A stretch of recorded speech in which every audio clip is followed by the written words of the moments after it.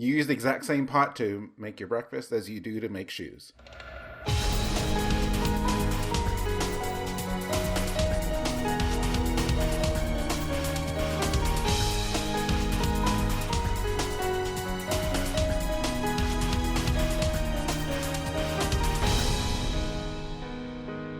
Hello and welcome to another interlude of Rhythm Encounter, our second interlude in our new little feature that we've got going. And boy, have we got some good music to share, good recent music to share with you today.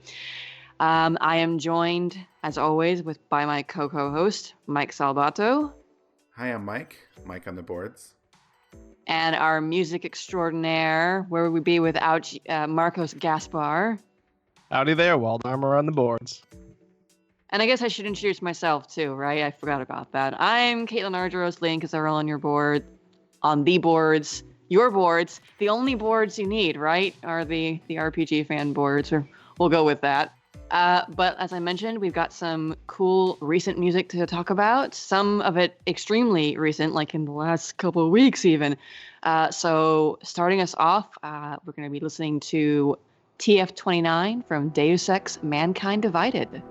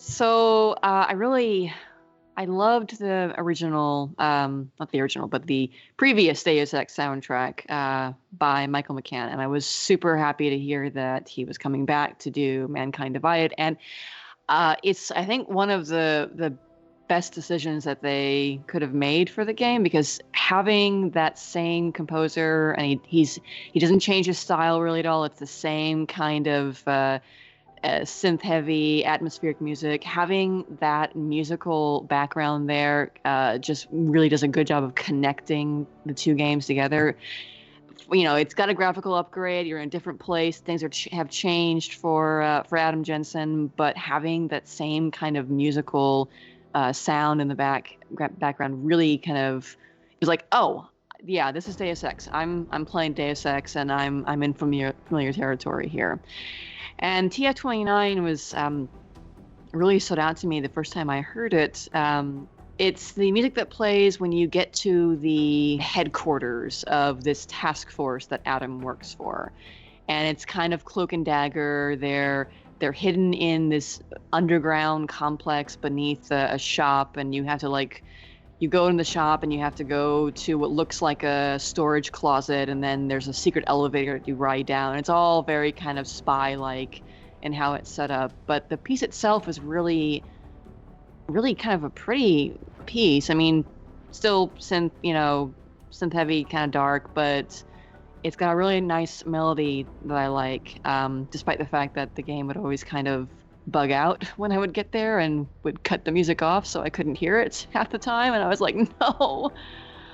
But it's because it's such a good piece. Yeah, I love the main melody. It's a synth. It's not really any real instrument, but it's a cool kind of sound to it, especially about a minute and a half or so into the track when it kind of starts doing its own little reverb effect, which is neato.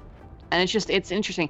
The arrangement itself is kind of different from what you hear in the game. It's a bit more intense. There's more drum work. There's stronger bass line.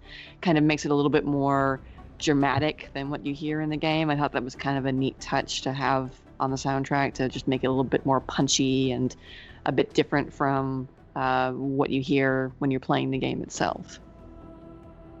Didn't the first game have... I keep saying the first game. The previous game? Weren't there some tracks that were kind of dynamic depending on what was going on in the game? And then the soundtrack. Is that what this is too? Well, this particular track is not, because this is just an area theme that plays. Actually, I don't even know if you can get into combat. I think you can't use your weapons when you're in the task force headquarters. But everywhere else in the game, in both Mankind Divided and Human Revolution, yeah, you would have like a bass ambience track, and then a track that plays like when you're near enemies and things are getting a little tense, and then finally a combat track. And it could, depending on what you're doing, it could weave in all of those different layers into one, which is really, really cool, but also kind of a challenge for how do you make a soundtrack representing all of those different layers. And this track doesn't really represent that, but other tracks on the soundtrack do, where they did a really good job, I should think, of weaving those different layers in a way that makes it feel like a complete suite without making it sound like we're just looping. Here's one loop, and then we're going to bring in the tension on top for a second loop, and then why don't you have a third loop with the combat? Yeah, it's pretty cool. I'm going to retread a little of what you said, just because I like what you said about it being a similar sound. Because if I didn't know what this was going into it, I would have known it was from one of the Deus Ex games. And I agree that I'm really happy that they did that. Because it's very, I think, distinctive. The look of the last game, basically everything's orange. But that look and this music, like all of that goes together. And I didn't play Bravely Second, but I don't know if some of that was lost, not having the same music when they went to the second one. If that makes any sense. Yeah, I would wonder that too. Like there was this really cohesive package with the Deus Ex games, and they kind of kept all of that, the visuals, the sound, into the second one. And then in the Bravely games, they went with a different composer, so I think it kind of changed that dynamic a little bit. Not to rag on that game, but what I'm saying is I'm glad they did that with this one. because I think that was a really good choice. Yeah, Marcos, go.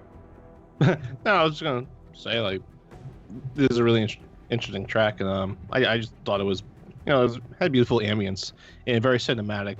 So I thought this was gonna be like a building or like the headquarters theme because it had that I guess it had that melody line that I remember from the first game. And yeah, I think that's what I liked about the previous game, that it had the different tracks it would play. I think what they do, and I could be totally wrong, and I wouldn't be surprised if they played all 3 tracks at the same time, and when something happens, they just mute one track or fade out one track and then fade in the other track so that they're all aligned, and they just unmute, mute when they need to keep that like cohesiveness going on while in battle. Yeah, that would make sense because it's seamless how it happens. So, like, they're all matched up. Each layer is the exact same length of time, so they have to be matched up perfectly. Yeah, you hear that in Fire Emblem Fates, or whether Birthright Conquest, when you're like there's a map theme and then the battle theme that plays when you're in battle. It's like fade out, fade in, and it's very seamless and it goes together. And I figure that's what they're doing. That they have to take that kind of I guess look at or a special detail when doing things like that. So I think that's pretty cool, and this is a really cool track too. So that's a good mix. That's a good start. So speaking of games that were made by Square, our next pick is from another Square title. We are listening to World of Nine Woods Hills. That's kind of a mouthful. From World of Final Fantasy. So let's take a listen to that.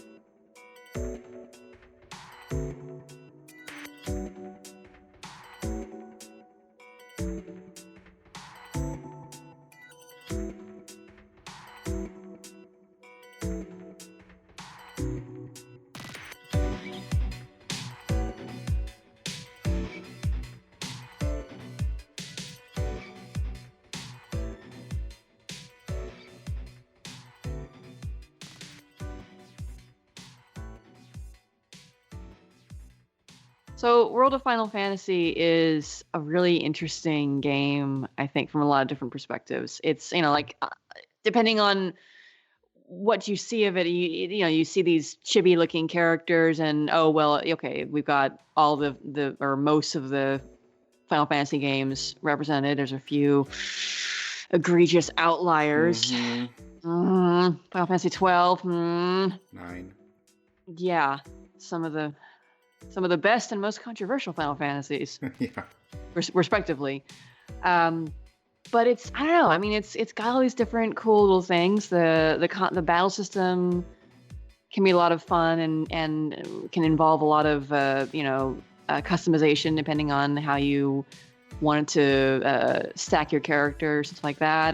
It's cool having the throwbacks, the cameos by all the characters, but I actually wasn't terribly interested in playing this game until I heard the soundtrack, because the soundtrack is holy crap awesome. This is by Hamauzu, the same guy who composed Final Fantasy 13, 13-2, did a fair chunk of Lightning Returns, may have also heard some of his stuff in Final Fantasy X, so he's been around the block with Final Fantasy, but I feel like he really kind of pulled out some of all the stops with this game. There's a lot of good stuff, and he does a lot of good, interesting arrangements of previous Final Fantasy music. This piece, World of Nine Woods Hills, still a tongue twister, is not an arrangement. As far as I can tell, it's original, but I picked it because I kind of wanted to feature a track that represented some of the elements from the rest of the soundtrack. There's a lot of catchy melodies and fun, energetic beats throughout this soundtrack, mixed in with sort of Hamauzu's signature kind of sound, which is, I have a hard time describing it, but the way I guess I would talk about it is he always kind of goes in a different direction with his melodies and his chord progressions than what I'm used to hearing in a lot of other composers.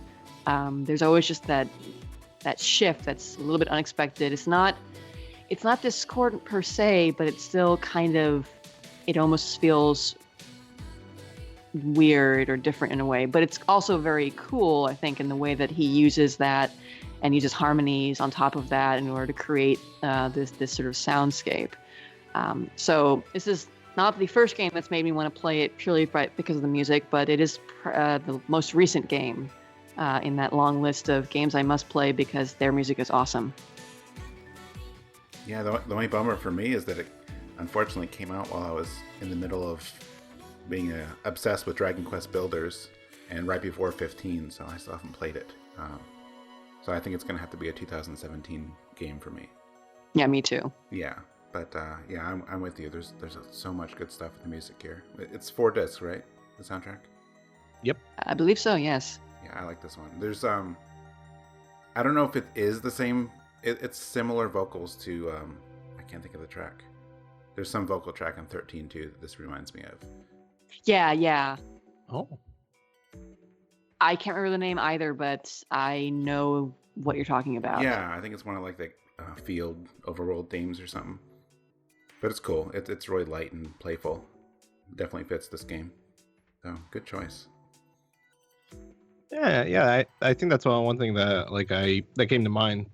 Both being playful and a little innocent sounding, and just the image I'm getting when hearing this track is I have no context for this, so this is what I'm getting. Yeah, I could be completely off the mark, even though it says Wood Hills. I don't know what is more. Is it woody or hillier? I get this this forested area with like trees shrouding the characters above, just casting a nice shade on everything. very pretty track. The only thing that, and it's funny, when I first heard the little samples at the beginning, I don't know if it was electric keyboard or whatever. At first I thought it was like someone dialing a phone. Like beep, beep, and whatever in the beginning, and a little small electric guitar playing. I thought that was really cool at the beginning. I really wish I knew stuff about like electronic instruments. But you know what was really interesting? It was you get this beautiful piece happening the whole time. Then when you hit 313, you get this like little dissonance in the string, and I was really confused with that. It was like, it's a really pretty track until you hit that little dissonance right there, and I'm like, wow, that's really ominous. I hope something doesn't like tragically happen to one of these characters. Oh wow. Because when you do that to your music, you're setting up one of your characters for something bad. But no, I thought it was really cool. And this was actually one of the things I was looking forward to coming out. And this came out on November 2nd. So I was really excited about this. But you want to know what else came out on November 2nd? Caitlin, I think you know. Our next track? Our next pick from our next soundtrack? Absolutely right. What would that be, Marcos? Please tell us. Or actually, no, I'm sorry. Don't tell us, Marcos, because it's Mike's pick. So, Mike, please tell us. I was going to wait and see how you guys pronounced it first, because I'm not sure yet. I think none of us are ever sure with this game, with this series. Yeah. Well, anyway, so our next pick is the Song of Hometown Departure from Atelier.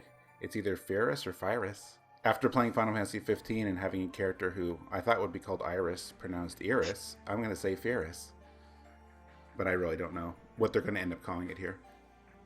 My guess would be Fyrus too. I don't know why. But furries? I don't know. Well, I mean, wasn't there a character in a previous Atelier game who had like a, I don't know if it was a tail or she just had like a fake tail? No, wait. No, I'm pretty sure she had a real tail. Was it a real tail? I mean, I wouldn't be surprised. Well, it was a tail of some sort, so maybe, furries isn't that far off the mark. Okay, we're going to stop now and listen to this track. So let's listen to the Song of Hometown Departure from Atelier Fyrus.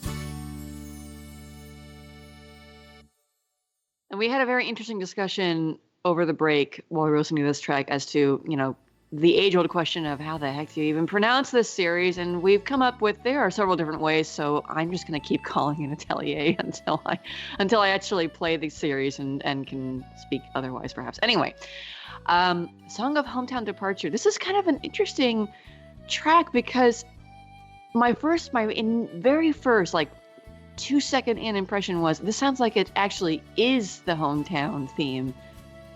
But then I can hear as the track goes on how it kind of could be like a world map theme or the start of an adventure theme. But it's also it's a happy and upbeat, so it's not a sad departure. It's hey, we're gonna have fun, we're gonna go on a journey kind of departure, which can be very nice. I've appreciated those in games where you're not setting off on a journey because of, grimdark happening, but because, hey, I want to go explore this big, beautiful world and harvest things to make, alchemical reactions out of. I don't know where I'm going with this, but Bread. that's my understanding of the Atelier series is go out, get stuff, and, do alchemy. So Yes, but alchemy basically makes everything. So if you want to make a loaf of bread, you don't cook it, you brew it up in a pot. Yes. That sounds so delicious. Who doesn't like a brewed loaf of bread? Does that mean you brew up your clothes in a pot and Oh yeah, everything. You use the exact same pot to make your breakfast as you do to make shoes. Not very hygienic the more I think about it. That's why my breakfast had that distinct odor, oh dear, the shoe. That's why my bread had cat hair in it. Oh God, no. No, now you put the idea of making cat litter in the same pot that you cook your food in. Ugh. Okay, someone else talk about this track so I cannot think about that. Well, the cat litter's clean when you first make it. It's okay. It's just kind of sandy and gritty. Yeah, I don't know if this is the world map theme. I'm guessing maybe it is, because a lot of the games in the series have a similar, let's go on an adventure kind of feel. So I end up picking those a lot when I pick something from this series. So I didn't really want to do world map again, but I'm gonna just, since I don't know that it is, that's why I went with this one. But yeah, there's a lot of interesting things going on in this track. It's very upbeat, happy. I like it. Yeah, because it's so short, and I think it's very short and sweet, and I like the little accordion and pan flute playing. I feel like this is I don't know. I get the impression that it's a cutscene music, and judging from the name of the track, it could be something like that, like departure music. But that's what I get. I feel like it's just going up, going on an adventure. You're leaving, and everything's all happy in the beginning of an adventure, upbeat, and it's very lovely. Who knows? Maybe we'll hear this theme again later in the game, or maybe it will become like the theme of the game. Yeah, that pan flute kind of took me back a little bit. I haven't heard a pan flute like that in a while. But it was a good pan flute. It was a happy pan flute. Yeah, I assume it's a pan flute. Sounds like one anyway. Well, there aren't any pan flutes in our last pick, I don't think, unless they're like stealthy pan flutes. But Marcos, you can maybe tell us what we're going to be listening to. Well, the next song we're listening to comes from the Nintendo 3DS Pokemon Sun and Moon Super Music Collection. And that track from Disc 2, track 24, is Paniola Town, The Nighttime. Okay, well, let's take a listen to that then.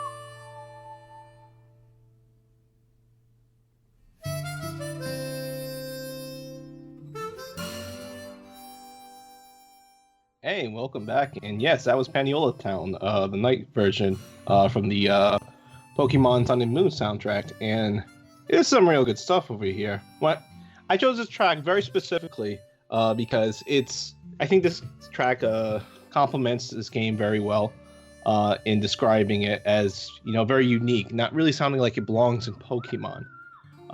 Like when I first heard this, I said, this cannot be from Pokemon. Then when I took a look into the track list of Pokemon and YouTube, and when my soundtrack finally came in, I was like, my gosh, this is Pokemon. And this is amazing. How can that be? And I end up going through more of the soundtrack, and I end up really loving it. But the thing I really like about this track in particular is I do get that Wild Arms feeling, being also a very relaxed track, because it's each town has like their own night and day theme, going with the Pokemon Sun and Moon thing. I believe if you have Pokemon Moon, you're going to be more in nighttime when you visit these places. And I personally like the nighttime themes better. And that's why I chose the night version of Paniola Town, because you get this lovely harmonica in the beginning with whistling and its acoustic guitar. The day version is a little bit more active, and it's actually funny because it actually reminds me of both Wild Arms and Dark Cloud, too, with the way the strings work. However, focusing on Paniola Town Night, I really liked it. What about you guys? Did you enjoy it? Yeah, it was very interesting. Like you said, it's not what I expected to hear from a Pokemon game. I actually, having just finished 15 recently, kind of reminded me of the rest stop musics from 15, which kind of have a little bit more of a Western kind of feel to them. And then Mike, I think you mentioned Wild Arms when we were talking about this before we started recording. Yeah, I mean, it's not just the whole whistling thing, but there is some instruments there that give me a Wild West, Wild Arms feel. Yeah. Especially the first game. Maybe the third one? I'm not sure. But it's definitely not what I expected in a Pokemon game. I was pretty surprised too. So is the rest of the soundtrack also surprising like that, Marcos? Yeah, you're gonna find that when you listen to like other themes or other tracks of this soundtrack, it's really impressive. Like they really went to town with this. And I think that's really interesting because this doesn't sound like a Pokemon soundtrack. And I personally said it to other people, and I think that's a great thing, because now that you have this like unique way of like having music written for this game, that's not like very what's the best way to put Pokemon music? Hectic, crazy, going all over the place. I mean, you've listened to previous Pokemon music, it's like. And there are times of like beautiful music playing. Then like with Pokemon XY, I feel like it's calmed down a bit, and I think that calmness and going in a different direction is very interesting. And also, for me, I think it's much needed, and I really love this soundtrack. And it was very difficult to choose which track to go with, but I thought I need to pick something that doesn't sound like it's from a Pokemon game, because that's the best way to describe this soundtrack. It doesn't sound like a Pokemon soundtrack, and it's still wonderful, and it's going to make you want to play the game. Well, it kind of makes me want to play the game. On top of, we've been talking about it among staff, and it sounds like it's a really, really good step forward, even for the Pokemon franchise. Not that they need to necessarily take a step forward, but that it's nice to see them sort of mixing things up a little bit. Yeah, I knew that the rest of the game, Sun and Moon, looked like they were going in a really different direction, and I think they needed that for a while. Not that I have anything against the Pokemon games, but I think everyone knows they're still kind of more or less a little bit more of the same thing each time. So I like that they went like really, really off somewhere different in terms of the setting, and it's nice to see they're doing that with the music too. That they don't mind like, hey, let's like reinvent this a little bit now. Yeah, it's good stuff. And I think it's a good, sort of an atypical almost track for us to end on, with its kind of a somber Western feel to it. But that's what we like to do. We like to keep you guessing, like to have different kinds of music for you to check out. And maybe this will get some of you interested in a few of these games and have you check them out and listen to more of their music. That's kind of our thing here. But that's it for this episode. But we will have more of these interludes. We'll have more full episodes coming up soon. We specifically did not include recent music from Final Fantasy 15, even though by the time this gets out, the soundtrack will have been out. And that's purely because when we recorded it hadn't come out yet. It's so close right now, and I know several friends of mine that are salivating over it. Even a lucky few that I think already have it in their grabby hands. Yes. So rest assured, there will be lots of Final Fantasy 15 probably represented when we do our Music of the Year podcast extravaganza, which is coming up. So please look forward to that and other awesome music from the year 2016.